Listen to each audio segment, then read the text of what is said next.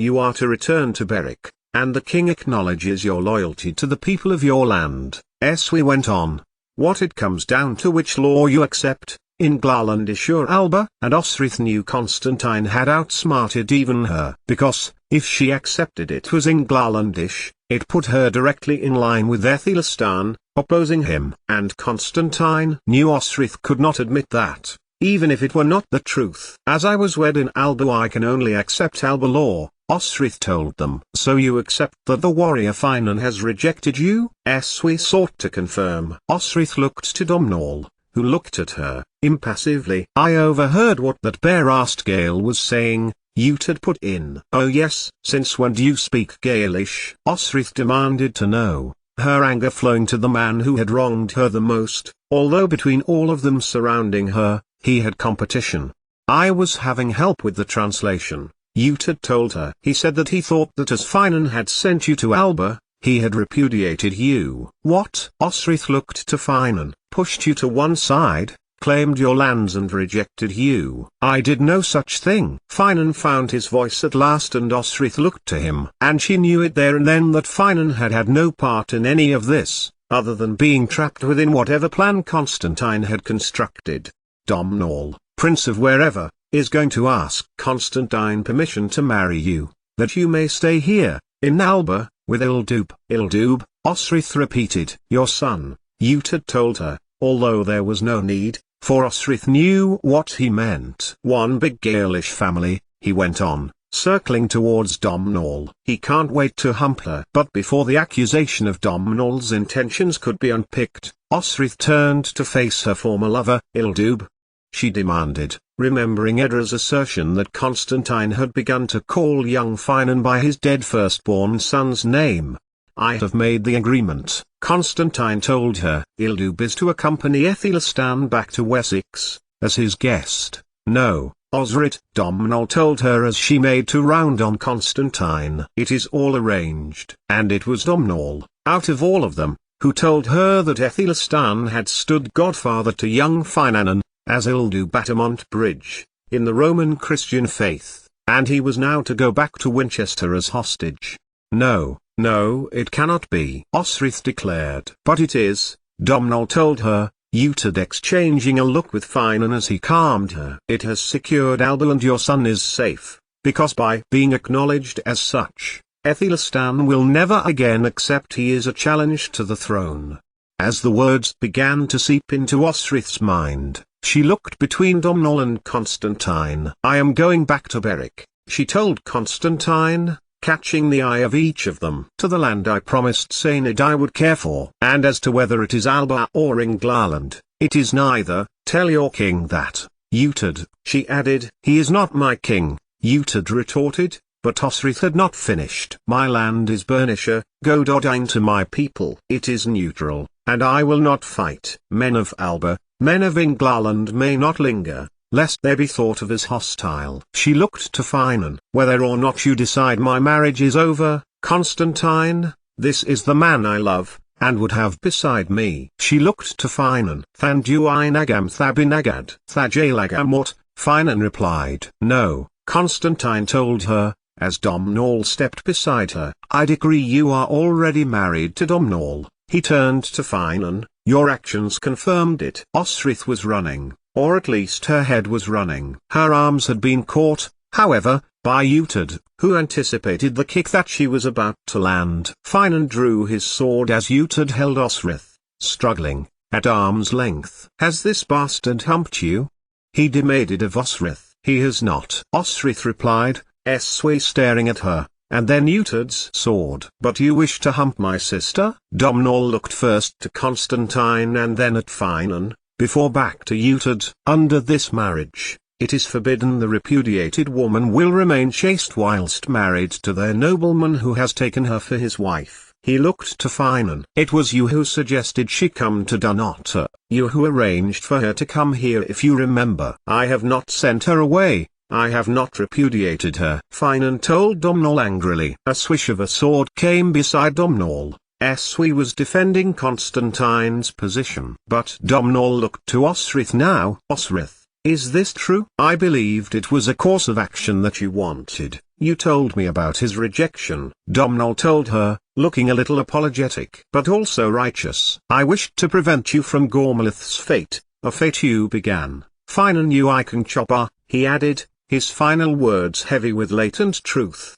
No, Domhnall, Osrith said, words forming in her mind that would be suitable for him to hear. I do not accept that Finan rejected me. I do accept my brother put him in a difficult situation and he sought your help. It was not rejection, it was protection. My word is law, Constantine told her, which in Brehon law was literally true. You are wed to my kin, and reunite Beric with Alba, just as your son hostage Ethelstan. Finan, I am your wife, I will always be your wife. Do you accept this? She said them in Gaelish, the same words as he had said to Uhtred not 12 hours before. A clash of swords, Domhnall's against Finan sealed the agreement. And then, whether Uhtred loosed his grip, or Osrith had taken the advantage, she slipped under his arm, taking his Sikhs with him. The look on his face was one of indignation, but Osrith held it out in front of her, not knowing then that this would be the last time but one that she would see Dunnottar. I will see you at home, Finan Moore, she told him and turned to the doorway. But there were men in the way, Alba warriors, who knew her, who had learned to fight under her, and behind them, Hywel's red-liveried Cymric, with West Saxons and Mersons beside them. But as she made to go, it was telling that none of them took much action to prevent her from leaving. Neither did Constantine. Later, Osrith considered, of the 3 celebrations she had attended, Tara, Dund, and now here at Dunnottar, they had all ended in a fight. Uhtred seized her shoulder. But Osrith was too quick, she had slipped under Uhtred's arm, and was away, through the chapel, tossing Uhtred his Sikhs. Up, and over the top of the chapel, and onto the stable roof she went, the bright, warm evening disguising her flight, for there was much merriment outside, with drink and food flowing making for mingling and reluctance to move, for there were some Mormers in pursuit. When she got to the end of the stables, she noticed a window open, and swung herself in. But it would be no good trying to take the horse she had prepared, too many men were outside in the courtyard, and she could hear the shouts of the men approaching.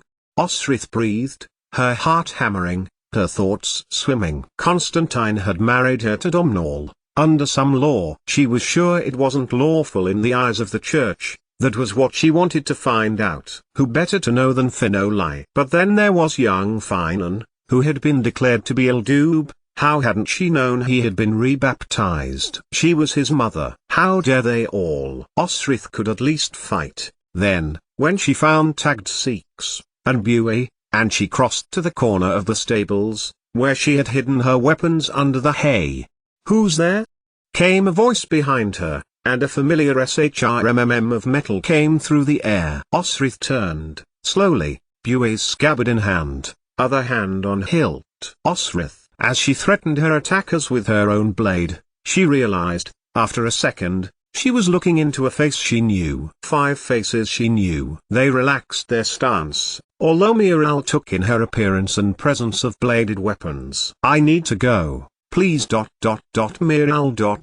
Elfkin Can you stage a diversion? And they were all there, beside her, Oshir, Falkbald, Eglfrith too, grinning at their former captain. You need to get out of that dress, Elfkin told her. You cannot ride a horse in that. And Osrith, with her Merson men beside her, discarded her dress that she had been made to wear, so she stood in her undershirt and breeches. It pooled to straw and she stepped out of it, kicking it away angrily. And then, they all did something extraordinary. Elfkin began, taking off his jerkin and then his overshirt, pulling it over Osrith's head. Eglfrith followed, with his sword belt until all of her men had given her something. She could leave now, go to Beric, see her people. Let them decide if what she had said to Constantine was what they would stand by. Oshir saddled her a horse, a black mare, and helped her onto it as a banging came to the door. As she got there, however,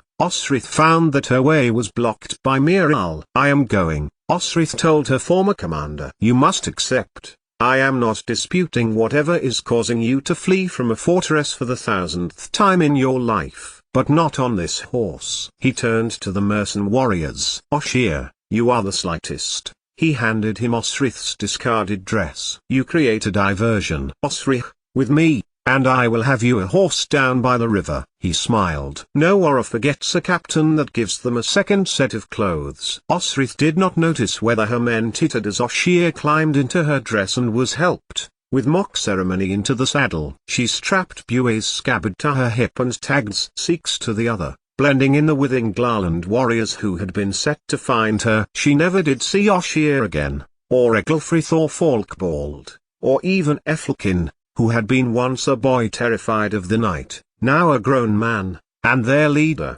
Young Finan is to come to Athelistan, she told Miral, before he saw her off. She was to ride via Stirling to give her more of a chance to avoid whichever warriors were in pursuit of Oshir in her dress. Of all commandments, it would seem.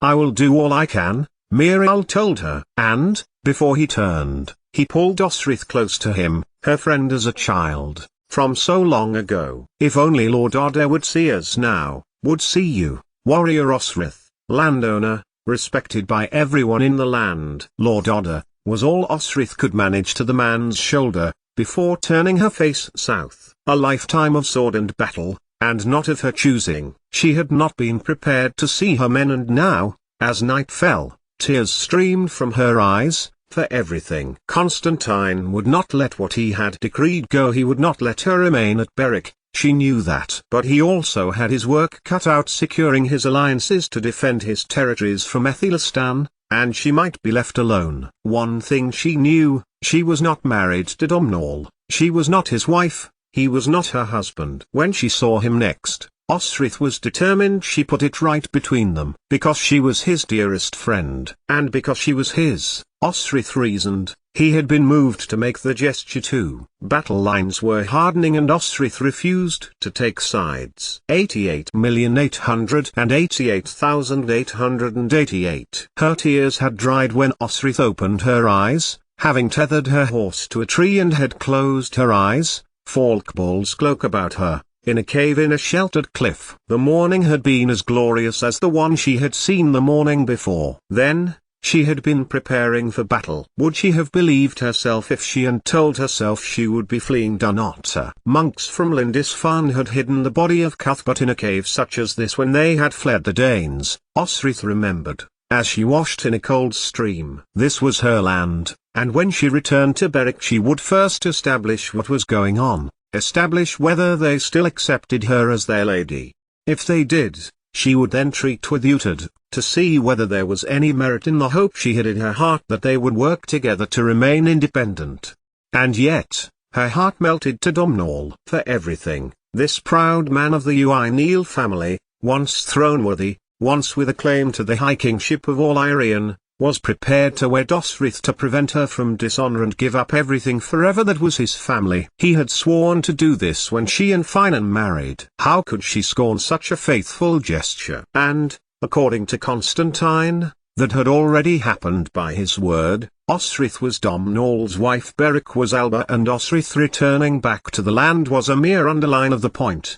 These thoughts remained in her head, refining and reforming themselves in her head as she headed south. Melrose appeared in her view and she would get herself and her horse some food there, with the silver piece that Miral had slipped into her hand before she left. But not now, not yet. For a lone rider was approaching her. Wearily, Osrith slipped from her saddle. She would make a stand. A stand. It was Finan. He had managed to find her, to follow her. Osrith waited for him to come to her, waited for him to tell her that he was going to Uhtred, and that it was too much, too complicated to remain with her. Do you think there is anywhere on earth I cannot come after you? Finan told her. I'm going to Berwick, she told him, determinedly. I'm coming with you then, he told her. The kiss lasted for as long as time itself, or at least to Osrith it felt that way. There was her and him, Osrith and Finan, no one else. I am bound to Constantine, Osrith told him. As you are bound to Uhtred. The Morrigan had spoken, her weak influence still felt by Osrith in her bones, in her heart. in her head. As long as I am in Alba. She saw his expression change. Had Finan really been concerned she would do as Constantine wanted? Why not? Part of her felt that obligation. Then, never return to Alba? Go anywhere. Be anywhere. His voice was hopeful. And the Morrigan overtook Osrith's thoughts as she added to herself, I'd be in Bibbenberg with Utad if it meant being with you. A breeze caught up around them. And this marriage? Osrith told him. As far as I am concerned. Finan told her and put out his hands, taking hers. Thabinagam Thaduinagad. Thaduinagam Thabinagad. Osrith told him. And I would be with you, Finan more, only you. Tagged crossed her mind then.